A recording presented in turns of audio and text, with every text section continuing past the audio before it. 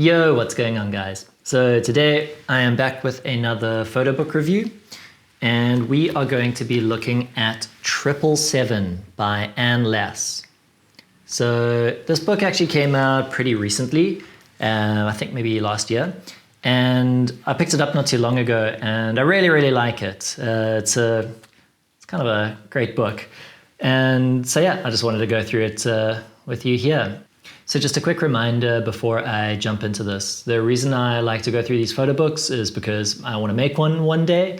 And so I'm specifically trying to see what I can learn from them. So I'll just be referencing that a couple times, like the stuff that I've picked up. Okay, so what's I think immediately cool about this book is just how sort of striking the cover is. It's this really bold image with no text whatsoever. All the text is on the side here. So yeah, nice, pretty subtle. But yeah, so it's got this nice bold image, like a really limited color palette, which makes the geometry of it even stronger. And it has this kind of very nice touch of this lovely, I guess, kind of like a faux leather, something that I imagine like almost like a cheap leather sofa kind of look and feel.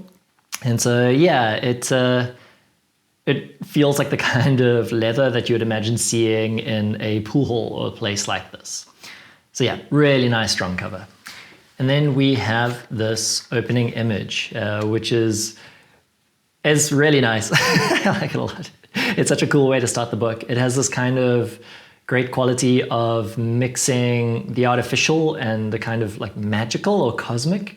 So it's obviously like a detail of an interior of this sort of sun popping out behind the earth. And it's just a really lovely way to start the book. I feel like it introduces the sort of upcoming themes pretty well. And then, yeah, nice, very simple text, same as what's on the spine. Okay, so next we get to the only 2 pages of text in the book. And it's kind of an introduction about the spaces that are getting photographed by Anne Lass. And so we find out from this that she's gone to these like sort of disappearing gambling halls in Berlin that due to, I suppose, some kind of government decree, like quite a lot of them were just not allowed to continue to legally operate. So many of them have disappeared, and she photographed them, I guess, during this process of them fading away. I think what's interesting about this text as well is, it sounds odd, but it doesn't really feel like very cool writing, like not at all pretentious, which is, I guess, ironically kind of cool. But it does a bunch of referencing to like things like pop culture. It speaks about David Lynch and Twin Peaks. It speaks about Stanley Kubrick, and at one point it mentions Star Trek. And it also gives this quote by Zaha Hadid and Patrick Schumacher, who are architects. And it just talks about the sort of architecture of these places. There's one line here that I do want to read. Here in the underground, we would like to keep to ourselves, and the operators have done their utmost with the staging of the rooms to embed the visitors far away from their actual reality of life, in fantastic dream worlds from which we only reluctantly emerge. So I think what this is getting at, and what's nice about this sort of situation between pop culture and architecture, is just how you sort of use the real to evoke these kind of dream worlds. And that's what Anne Lass has done so well in this book, is find what is magical about these places that she's photographed. So yeah, let's get right into it. So from the very first image, we'll get a sense of what this book is gonna be like and what it's gonna feel like. These sort of dark corners, lushly colored, and just sort of like, as I was saying, otherworldly and dreamy, and just, yeah, very beautiful. And a very sort of, like, the photographer has a very keen eye. So in preparing for this, I realized it's not actually going to be easy for me to speak too much about each individual photograph, because they aren't the kind of photographs that beg for a sort of like symbolic reading or an interpretation. They are very much about atmosphere. And I mean, the atmosphere and the details that are included are, it's just really, really beautiful. And so I'm going to go through a few of them fairly quickly without trying to interpret them exactly, but just to point out some of the things that I've noticed in these pictures that I really like.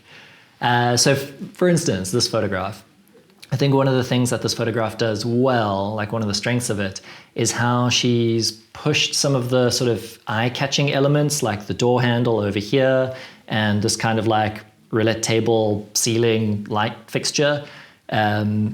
She's pushed them right to the edges of the frame. And it's something I've heard said before, and I've noticed on my own, is that there's a strange power, I guess a nice way to put it is a strange gravity to putting like elements closer to the edge of the frame. It can be kind of seductive to always just frame whatever you're photographing right in the center. But when you push the elements a little bit to the edges, they somehow draw the eye just a little bit more well. And yeah, there's another sort of clear quality that's coming out through these photos, is that there's a lot of power to a limited palette. None of the images really feel like they have like a full representation of the spectrum, I guess. But instead, she's focused on really isolating the colors that she chooses to photograph. And I mean, I feel like the results speak for themselves. Like it just works so well. And then we get to the first portrait, which I think, for me at least, is quite like not quite as interesting as some of the rest of the images. I mean, it is a nice portrait. It has this nice relationship with the flower, and there's these sort of like she's maintaining something of the geometry that she's keeping with the other images. But there's something about staging people as opposed to staging places that feels different. I think when you stage a place, it sort of evokes a bit of curiosity in the reader. It sort of encourages them to look more closely at the scene and try and figure it out, or just sort of try and read it better.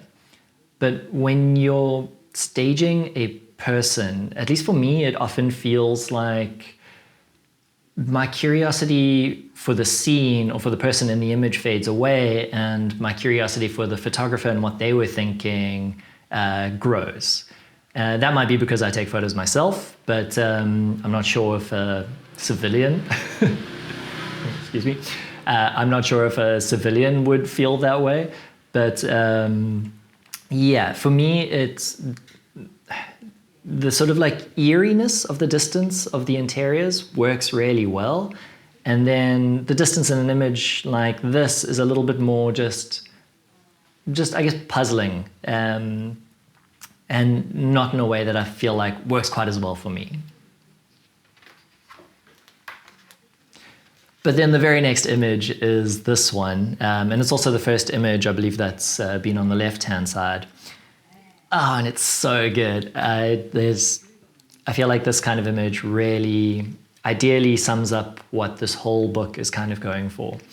It has this great geometry to it. There's all these sort of oddly intersecting lines. You have all the sort of like visual elements pushed to the edges of the frame, and a very limited color palette in which it's working. Plus it has the casino sign here written backwards, sort of giving a sense of being inside and the interiority of this place, but also the oddness of it, or how things here aren't really working. And maybe that's been part of what has led to these places beginning to disappear. So yeah, this image is just, it's a banger. Then we have this lovely lilac image, again with some of the same elements as before, very limited color, this sort of edge framing of one of the objects or one of the elements of the image, and just adding to the otherworldliness of it. I feel like I've seen places like this, and there's always that sort of like thing in the corner of the room where it's just like, dude, what is that? Like, why is that there? It's like the pipe coming out of here. It almost looks like it's a IV or something. It's very strange, in a very intriguing way. And yeah, like I feel like I'm gushing a little bit, but like these images are just so cool. I really do recommend picking up this book so you can see them in person, because the sort of the quality and the gradients and the colors and just the strength of the framing, like it really is a masterclass on having a patient and keen eye for the thing that you're photographing. So yeah, this one, like shooting into the mirror and having the door frame on, I guess, both sides with this little bit of a palm frond poking through. Despite it being like an image that's kind of difficult to read in terms of meaning or something like that, it's an image that's nonetheless worthy of exploration. And it's very satisfying to explore. And then we get here to this second portrait. And for me, I think this one works quite a lot better. And I think part of why it works better is because it feels a little bit more in keeping with the sense of interior and the sense of space that the other images have, the images without people. She has like a really strong gaze looking straight into the eye of, I guess, of you or of me. And then these two sort of spaces behind her that are just like falling out of focus, where you can see a sort of pinball machine in a sort of dark corner of this, I don't know, this musty little gambling hall. And yeah, it's, I mean, even this like very subtle little detail of light on the edge of this table. It's beautiful and powerful, and I think it works a lot better than the first portrait. And then you get to this image, which is just like, this is the kind of photograph that I want to shoot. I just love this relation between the sort of artificial and the cosmic and the real. Like very similar to the first photo that I showed of the painting or the artwork of a sun sort of creeping around the earth. There's a relationship to this image as well, which again is kept within this very limited color palette. And this sort of just long, bland, fluorescent light situated among the sort of idea of stars. It's kind of just a perfect photograph.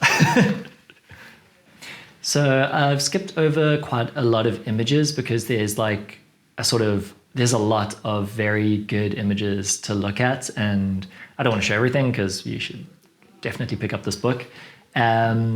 But I do want to stop at this image, which just shows the interior of this kind of world so nicely. This mix of like dark, spacious, I guess, moodiness, with these like bright bursts of color coming through.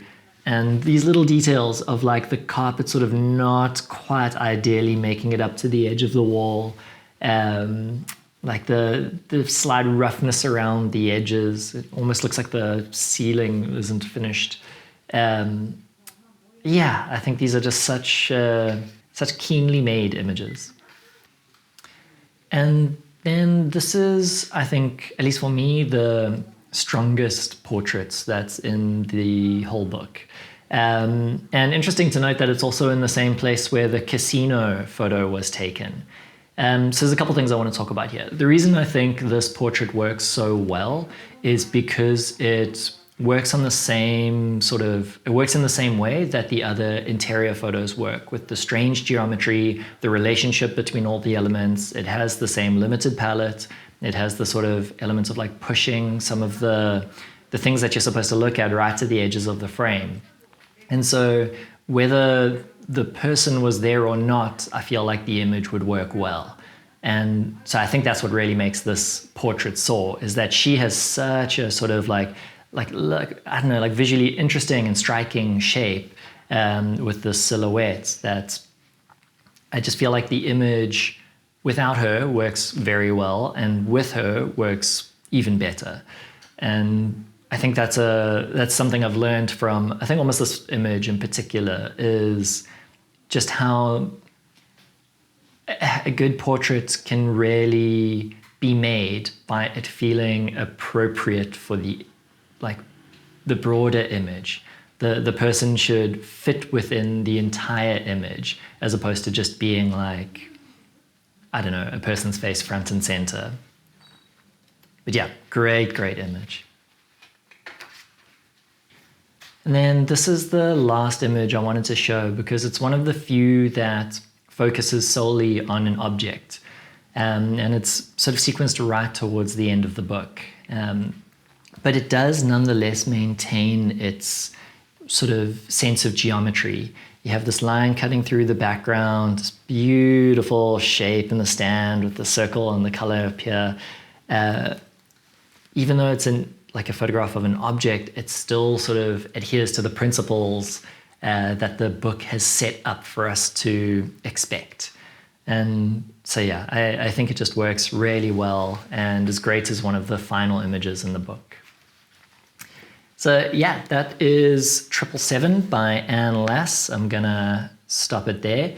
I don't want to show too much of these books, just enough to hopefully get you guys interested in maybe picking this one up, and also just to show you like what it is that I'm trying to take out of these books and what I am trying to learn.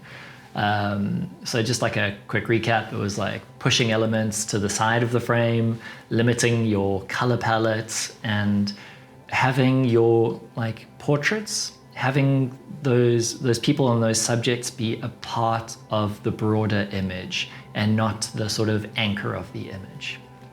Anyway, that's it for me this time. I'll be up with another soon. Have a good one.